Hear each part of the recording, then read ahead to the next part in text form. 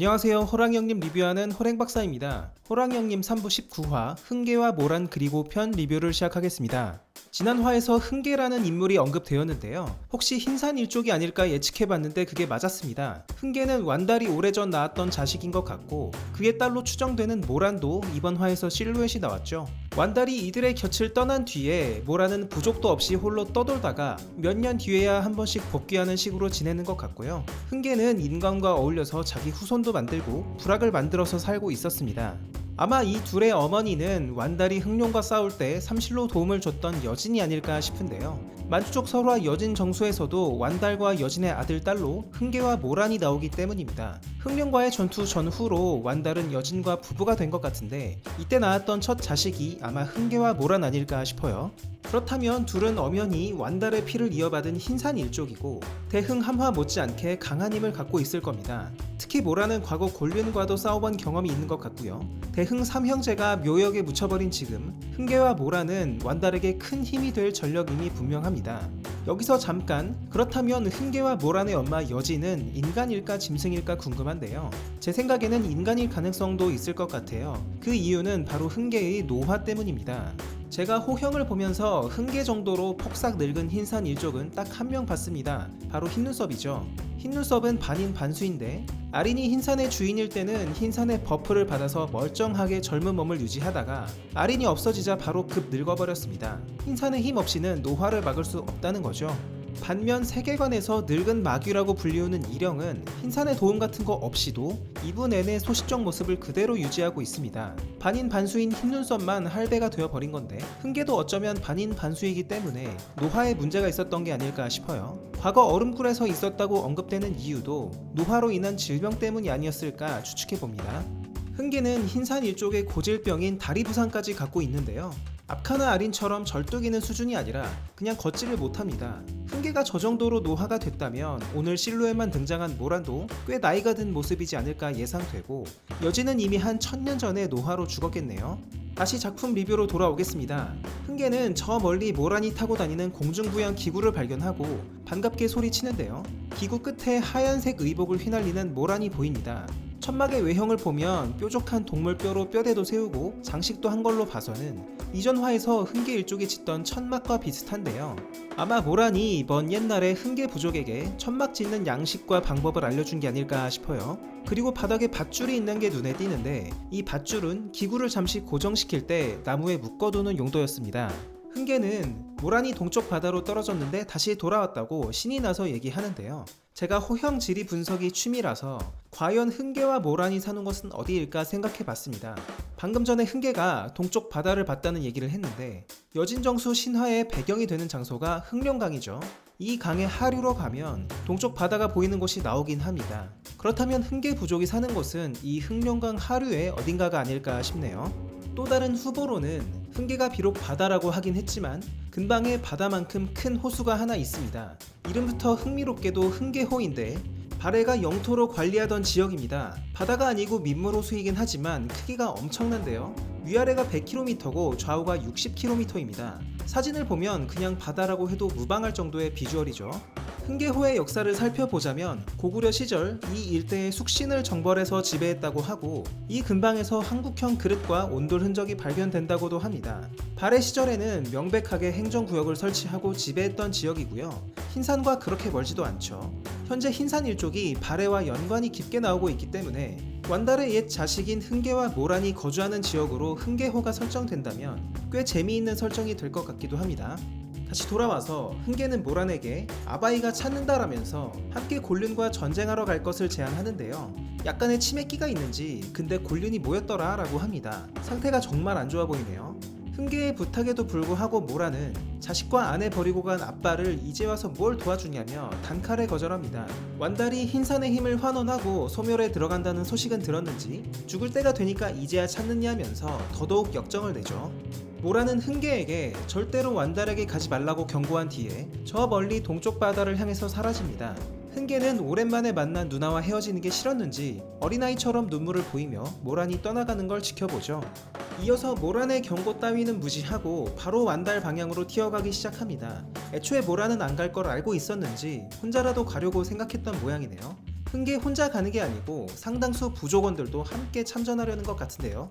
그 중에서 특히 노란 눈에 모이칸 머리를 한 잘생긴 청년 하나가 눈에 띕니다. 완달의 신하들이 처음 흥계의 불악에 갔을 때도 다른 부족원들보다 머리 하나는 더 커서 범상치가 않았는데, 잘 보시면 일반 부족들도 인간보다는 2배 이상 큰 거인입니다. 그런데 그 거인들도 저 청년 옆에 있으면 키장남이 되어버려요. 얼굴이 곱상해서 그렇지 완달보다도 훨씬 클 겁니다. 게다가 저 거대한 흥계를 목마로 얻고 엄청난 속도로 뛰는 걸 보니까 저 인물이 부족원 중에 에이스고 전쟁에서도 뭔가 큰 역할을 할 것 같아요. 여튼 흥계의 부족원들은 흰산 일족인 흥계와 인간 사이에서 탄생한 반인 반수 혈족임에도 불구하고 9대째까지 자손을 번성시킨 듯한데요. 보통의 인간보다 덩치가 2배는 더 큰 걸 보니까 인간을 훨씬 뛰어넘는 전투력을 보여주지 않을까 예상됩니다. 게다가 이들의 속성이 인간이라면 짐승들이 함부로 죽일 수도 없죠. 과연 흥계의 부족이 전쟁에서 어떤 역할을 해낼까 기대가 됩니다. 어떤 구독자분들은 혹시 천리지가 이들의 후손이 아닌가 저에게 묻기도 하시는데, 천리지가 덩치가 워낙 커서 그러시는 것 같습니다. 그러나 제 생각에는 천리지는 흥계 부족과는 상관이 없을 것 같아요. 천리지의 정체는 오리지널 사자후를 쓰는 걸로 봐서는 오색 사자일 가능성이 높고, 추위와도 자유자재로 소통하는 걸 보면 인간이 아닌 짐승으로 보입니다. 묻는 분들이 꽤 계셔서 집어넣어 봤습니다. 장면이 바뀌고 이번에는 완달성의 상황이 그려집니다. 완달은 사풍주로 방어막을 펼쳐서 완달성을 완전히 에워싸는데요. 아무래도 곤륜에게 병력 면에서 딸리는 상황을 인정하는 듯합니다. 사풍주가 버티는 동안 전쟁을 끝내야 한다면서 먼저 방어하면서 속전속결로 승부를 보려는 의지를 내비칩니다. 지금 전쟁 상황은 흰산에게 별로 좋지가 않죠. 완달은 흰산의 힘을 거의 다 환원한 상태라서 흰산의 힘도 쓰지 못하고 이런과 싸우면서 삼실의 도끼운도 전염되는 바람에 피 묻은 기침을 하는 지경입니다. 거기다가 든든했던 흰산의 삼형제는 전부 홍사로 대령당해서 묘역에 갇혀있고, 압칸은 아직 어리고 성정이 덜 발달돼서 도움이 못됩니다. 그나마 있는 것은 인간 병사들 뿐인데요. 물론 동맹에서 병력들을 보낼 것이고 흥계 일족도 도착할 것입니다만 중간 장수들이 부족해 보입니다. 결국에는 완달 혼자서 수많은 곤륜의 신들을 상대로 일당 100, 아니 일당 1000의 전투를 해야 할 것 같아요. 지난 화에서 완달은 천재를 매우 자극하는 언어를 쓰면서 선전포고를 했는데요. 저는 이것이 완달의 허세 작전이 아닌가 생각했습니다. 대놓고 쳐들어오라고 하면 상대방도 뭔가 함정이 있나 의심하기 마련이잖아요. 그렇게 시간을 벌면서 동맹의 병력도 보강하고 흥계처럼 떨어져 살던 옛 자식들을 호출해서 전력도 보충하고 그럴 심산인가 싶었는데 그건 아닌 것 같습니다. 오히려 완달은 천재가 뒤에서 구경하는 것이 아니라 전면에 먼저 나설 수 있도록 천재를 자극하고 자존심을 긁어놓으려고 하는 게 아닐까 싶어요. 병력이 부족한 상태에서 취할 수 있는 효과적인 전략이죠. 재와 1대1로 전투해서 패배시킨다면 남은 병력이 얼마든 알아서 물러갈 거고, 완달의 의도처럼 사풍주의 방어막이 버티는 동안에 전쟁을 조기 종료시킬 수 있을 겁니다. 여튼 완달이 갑작스럽게 곤륜과의 전쟁을 선포하자 부하들은 요동치기 시작합니다. 신들과 전쟁을 치른다니 동요할 수밖에 없죠. 그 와중에 병사들 몸에 잠식해서 숨어있던 곤륜의 간자들이 정체를 드러내고 도망치기 시작하는데요. 인간 병사들이 막아보지만 워낙 날쌔고 팔에는 갈고리 같은 날카로운 날이 달려있어서 속수무책으로 당합니다. 완달은 이 광경을 그저 지켜볼 뿐이었죠.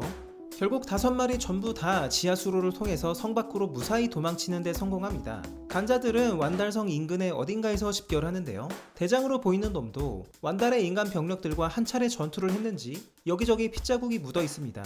이들의 대화를 보니까 평상시에는 인간을 죽이는 것에 대한 두려움이 있는 듯한데요. 완달의 병사들은 예외였습니다. 완달이 평소에 인간의 더러운 혼을 눌러놨기 때문에 죽여도 크게 부작용이 없다는 것이죠. 저는 작가님께서 이 타이밍에 왜 이런 대화를 넣으셨을까 싶었는데 앞으로 호영에서 그려질 짐승 간 전쟁에 인간이 참여하게 된다는 암시인 것 같아요. 만약에 순수한 인간 세력이 전쟁에 참여한다면 짐승들 입장에서는 죽이기가 굉장히 곤란해집니다. 과거 추호의 사례에서 볼 수 있듯이 인간을 죽이는 거야 쉽지만 그 후에는 원혼이 들러붙어서 정신을 좀먹게 되죠. 인간 세력의 참전이 짐승들 간의 전쟁의 양상도 바꾸게 되지 않을까 싶고, 특히 항마전 당시에는 조선이 참전했기 때문에 확실하게 뭔가 역할을 했을 걸로 보입니다. 다시 돌아와서 간자 무리들은 곤륜으로 돌아가기 위해서 후다닥 흰산 영역 밖으로 이동하는데요.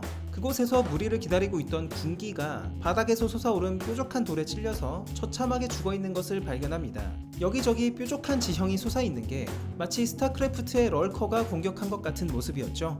간자 대장이 생각하기를 현재 흰산에서 군기를 죽일 수 있는 인물은 완달 말고 없을 텐데 혹시 완달이 흰산 밖까지 나와서 자기들을 쫓아온 게 아닌가 덜컥 겁을 집어먹습니다. 그리고는 지 혼자 도망가기 시작하죠. 그때 갑자기 땅에서 럴커 가시가 솟아오르면서 간자 대장을 반토막 내버립니다. 공중에서 흰머리를 길게 묶은 어떤 여전사가 날고 있었는데요. 아마도 군기를 처리한 것도 이 여자인 듯 했습니다. 뒤에서 나오지만 스스로를 완달의 딸이라고 주장한 듯 한데요. 지금 보여주는 전투력을 보면 의심할 여지가 없습니다. 혹시 앞에서 나왔던 모란이 이 사람인가 잠시 생각이 들었는데 이번 화 제목을 보면 그건 아닌 것 같아요. 이번 화 제목이 흥계와 모란 그리고죠. 제3의 인물이 더 있다는 걸 보여주는 제목이었기 때문에 모란이 아닌 것 같습니다. 머릿결 모습도 모란과는 확실히 다르기도 하고요. 여전사는 간자 무리들을 처리한 뒤에 완달에게 곧장 달려간 것 같습니다. 자신도 골린과의 전쟁에서 싸우겠다고 하는데요. 왠지 모르게 씩씩대고 있죠. 일단은 이 소식을 누구에게 들었는지 모르겠는데 완달이 부른 옛 자식은 흥계와 모란이니까 이들과 관계된 인물인 것 같기도 해요. 완달은 이 여전사가 자신의 딸이라고 주장하는 것에 매우 놀라는데요. 일영이 뒤에서 몇백 년 동안 자기 자식들을 죽이고 다녀도 완달은 전혀 알지 못했거든요. 그것은 즉슨 평소 자기의 자식 리스트가 제대로 숙지 안 됐다는 것인데 낳은 자식 중에 딸이 있을 수도 있는 거 아닌가 싶지만 왜 저렇게 놀라는 건지는 모르겠습니다. 여튼 이 여전사는 상당한 강자임이 틀림없고 골린과의 전쟁에 큰 도움이 될 것 같습니다. 조금 더 있으면 각 지역의 동맹에서 지원 병력들도 도착할 거고 흥계를 필두로 한 인간 세력들도 도착할 거라 약간의 도움은 되겠죠. 여전사의 정체가 과연 누구인지 전쟁이 앞으로 어떻게 전개될지 다음 화를 지켜보겠습니다. 지난 주말에 있었던 카카오 접속 사태 때문에 저도 블로그에 접속하지 못해서 리뷰가 다소 늦어졌습니다. 양해 부탁드리고요. 저는 다음 주 주말에 다시 찾아뵙겠습니다. 호랭박사와 함께 호랑형님 완결까지 보실 분들은 지금 구독을 눌러주세요. 감사합니다.